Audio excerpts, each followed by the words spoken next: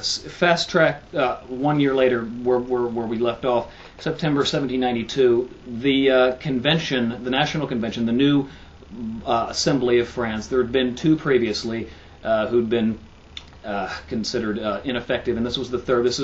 This third assembly had officially declared the nation of France a republic for the very first time in its existence. It was now officially a republic. The office of king was abolished, and the nation was now a republican government with no use for the king, who was now being held in prison. And this had happened during the month of September, August to September. And according to the Brunswick Manifesto issued in July 1792 by the Duke of Brunswick of Prussia, if the Paris people dared resist their foreign overlords, their newfound conquerors, once they made way to Paris, then there would be harsh retribution laid down against the citizens of Paris. And in a bit of a nod to the previous Pilnitz Declaration of a year ago, it also called on the rest of Europe to invade. And so at this point in time, you have to understand that not only were the two of them the largest military powers beating down the doors of Paris and threatening to swallow the just weeks-old Republic of France, as well as threatening to engage the rest of the European powers in this war. But there was also a large contingent of political prisoners being held in Paris. There were many clergy being held, and many royals, as well as just many sympathetic people in general, who were certainly at this infantile stage of the revolution, with all of their money and power and just simply sympathy, were a great threat to this newfound republic that had recently been declared. And they were being held in large, vast numbers in the Parisian prisons, and they were essentially seen as a rallying point. If the oncoming Prussians and Austrians could link up in Paris and free these prisoners, retribution would surely be brought down upon the people of Paris. And so, understandably, with the threat of international war as well as civil war on the horizon, if these prisoners could somehow be freed, it's no surprise that chaos erupted and hundreds of prisoners were brutally murdered. The people of Paris broke into the prisons and slaughtered these people, and essentially to prevent the retribution promised by the Duke of Brunswick, and I suppose to frighten off the invading Austrians and Prussians from any further encroachment. And they never quite made it to Paris, and fortunately for the Republic, unfortunately for the crowned heads of Europe and the Royalists.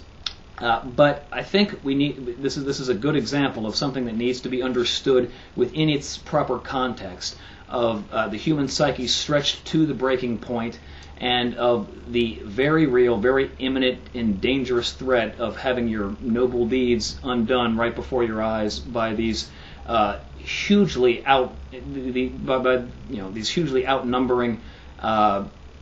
forces who were making entry into your city, threatening to make war upon your very doorstep. And that's why these September massacres occurred. And people tend to dwell on the bloodshed, but you have to understand these were frenzied people in a very manic state of mind, brought on by the royalists themselves, within and without of Europe, within and without France.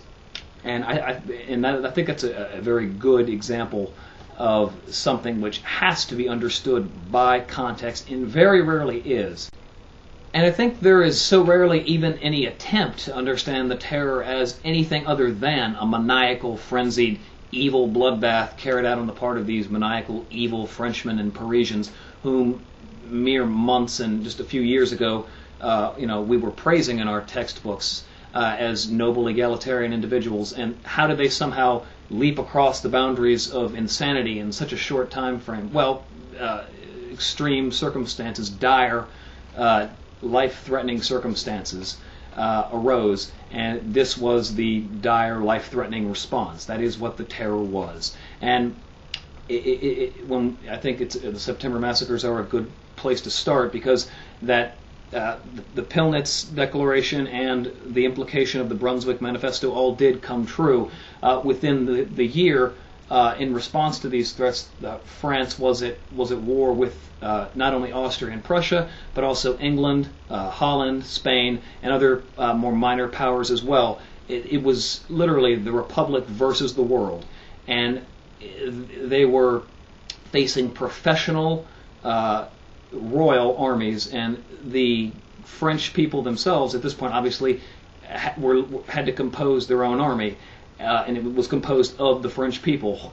There was no professional military machine. They had to create it out of nothing, ex nihilo, and from their own pure force of will, they had to combat essentially the continent of Europe on all sides and protect their own internal republic, which was falling apart at the seams because of these not only internal but now external strivings as well. Because if you've read anything about history, you may be familiar with something called the War in the Vendée, and this is where the terror really came into its own. The